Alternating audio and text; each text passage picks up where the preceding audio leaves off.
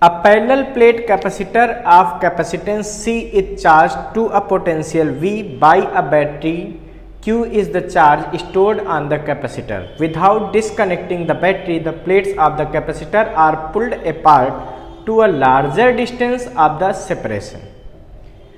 What changes will occur in each of the following quantities? Will they increase, decrease, or remains the same? Give an explanation in each case. A. Capacitance, B. Charge, C. Potential difference, D. Electric field, E. Energy stored in the capacitor. तो देखिए बच्चों, यहाँ पे हमको एक question दिया है कि एक कैपेसिटर है जिसकी कैपेसिटी C है और जिसको V वोल्ट से जोड़ा गया, उस पर Q चार्ज स्टोर हो गया। ये बच्चों हमने उसकी इनिशियल सिचुएशन को बनाया है, ये इनिशियल कंडीशन है, ठीक है। अब उन्होंने कहा कि हमने क्या किया, इसकी वोल्टेज को कनेक्ट रखा और इसकी प्लेट्स के बीच की डिस्टेंस को बढ़ा दिया, ठीक है, कुछ ऐसा कर दिया। तो हमको बताना है कि इसकी capacitance, charge, potential difference, electric field और एनर्जी वो कम हो जाएगी या ज़्यादा हो जाएगी, इस पे हमको विचार करना है हर केस में, ठीक है। तो ये इनिशियल कंडीशन का डायग्राम बना है और ये फाइनल कंडीशन का डायग्राम बना है। अब देखिए बच्चों, इसको हम कैसे करेंगे। तो आपको पता होना चाहिए कि जब कोई पैरेलल प्लेट कैपेसिटर होता है तो उसकी कैपेसिटी का फार्मूला होता है एप्सिलॉन 0 A/D, ठीक है। अब सोचो, तो फाइनल कैपेसिटी कितनी बनेगी, ये बनेगी एप्सिलॉन 0 A और इनके बीच की डिस्टेंस D डैश। सिंपल सी बात है कि कैपेसिटी जो है वो किस पे डिपेंड कर रही, बताओ। C डिपेंड कर रहा 1/D पर, मतलब प्लेटों के बीच की डिस्टेंस पर। तो अगर डिस्टेंस को बढ़ा दिया प्लेटों के बीच की, तो क्या होगा, कैपेसिटी डिक्रीज हो जाएगी, क्योंकि D बढ़ रहा है इसलिए C क्या होगा, डिक्रीज होगा। तो लिख देंगे यहाँ पे D इंक्रीजेज, सो कैपेसिटी डिक्रीजेज। तो कैपेसिटी डिक्रीज हो जाएगी, क्यों, क्योंकि C उसका डिक्रीज हो रहा है, क्यों, क्योंकि उसका D इंक्रीज कर, उनके बीच की डिस्टेंस को बढ़ा दिया गया। पहला आंसर हो गया। दूसरा बच्चों, बात की जा रही चार्ज की। तो भाई पहले केस में चार्ज कितना होगा बताओ हमको, Q बराबर होगा CV। Q बराबर क्या होगा, CV। बच्चों राज की बात यह है कि वोल्टेज को जब आप बैटरी को नहीं हटाएंगे तो पोटेंशियल डिफरेंस प्लेट्स के बीच का वही रहेगा। अच्छा, जब पोटेंशियल डिफरेंस वही रहेगा, इसका मतलब यहां पे भी पोटेंशियल डिफरेंस V ही रहेगा। तो यहां का जो चार्ज Q डैश होगा वो क्या होगा, C डैश V, और C डैश की जगह क्या आएगा, देखो एप्सिलॉन 0 A/D है dash into V।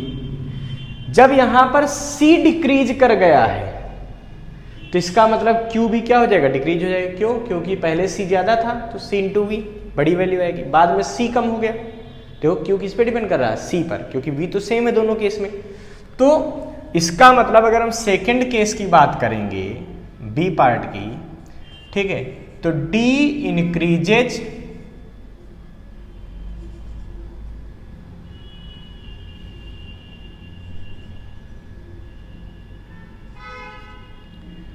so capacity decreases but V remains constant,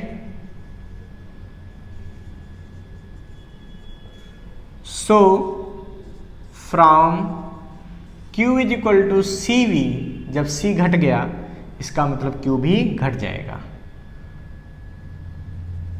Q decreases.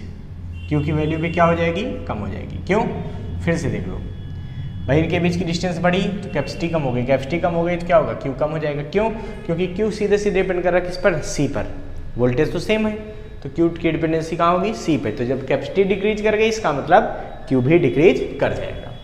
अब देखिए इसका C पार्ट चेक करते हैं, पोटेंशियल डिफरेंस। तो मैंने अभी बताया कि जितना पोटेंशियल डिफरेंस ये सप्लाई करेगा उतना यहाँ सप्लाई करेगा। इसका मतलब V remains constant, V remains constant because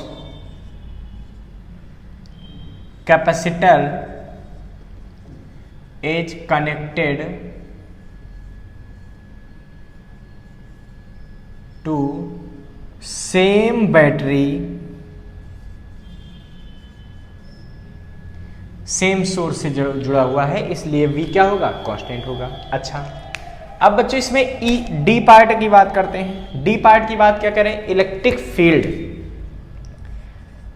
field between the plates. ई बराबर क्या होता है बच्चों बताओ, ई बराबर होता है V अपान डी। तो देखो यहाँ पोटेंशियल डिफरेंस V था, इनके बीच डिस्टेंस D थी, ठीक है। तो फाइनल में अगर यहाँ इलेक्ट्रिक फील्ड निकालोगे ई डैश तो क्या निकलेगा बताओ, पोटेंशियल डिफरेंस तो अभी भी V है और डिस्टेंस क्या हो जाएगी डी डैश। डिस्टेंस बढ़ गई, इसका मतलब इलेक्ट्रिक फील्ड क्या होगी, डिक्रीज करेगी। तो V same but D increases, so E is also decreases. E भी क्या हो जाएगा, E भी डिक्रीज हो जाएगा। क्यों, क्योंकि ये चीज़ बढ़ रही है ना, ये चीज़ तो कांस्टेंट है, तो E प्रोपोर्शनल टू 1/d हो रहा है। तो D बढ़ रहा है, इसलिए इलेक्ट्रिक फील्ड क्या होगी, घटेगी। प्लेटों के बीच डिस्टेंस बढ़ा दी गई ना, इसलिए उनके बीच इलेक्ट्रिक फील्ड क्या होगी, घट जाएगी, ठीक है। अब देखो बात आती है ई पार्ट की, एनर्जी स्टोर्ड इन कैपेसिटर। तो भाई इस केस में एनर्जी कितनी स्टोर होगी बताओ, हाफ CV²। इस केस में कितनी एनर्जी स्टोर होगी बताओ, हाफ CV², लेकिन कैपेसिटी कितनी हो जाएगी, C डैश। अब सोचो यहाँ पे U जो है वो सीधा सीधा किस पे डिपेंड कर रहा है, C पे, जब तक V कांस्टेंट है। तो अगर V कांस्टेंट है, अब E वाला पार्ट करने जा रहे हैं, ठीक है। For V constant from U बराबर half CV², U depends on C। U किस पे डिपेंड करेगा, C पे। और व्हेन D इंक्रीजेज, देखो प्लेटों के बीच की D को बढ़ा दिया था, डिस्टेंस को बढ़ाने से उसकी कैपेसिटी क्या हो गई थी, डिक्रीज हो गई थी। तो C डिक्रीजेज, सो U आल्सो डिक्रीजेज। इसका मतलब U भी क्या होगा, डिक्रीज करेगा। So potential energy also decreases.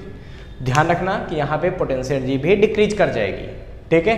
तो ये पांचों चीज़ें हो गई, ये हमने डिस्कशन कर लिया कि कैपेसिटी डिक्रीज होगी, चार्ज डिक्रीज होगा, पोटेंशियल सेम रहेगा, इलेक्ट्रिक फील्ड भी डिक्रीज होगी और एनर्जी भी डिक्रीज होगी, ठीक है। इसको फटाफट नोट कर लीजिए।